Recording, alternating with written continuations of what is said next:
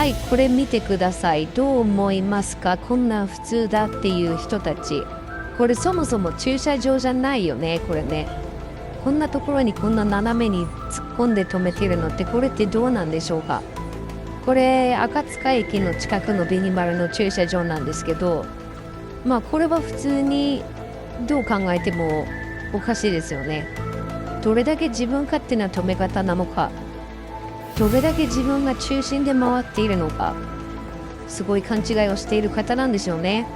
周りの迷惑も考えずこういう止め方をして、本当にやめてほしいですね。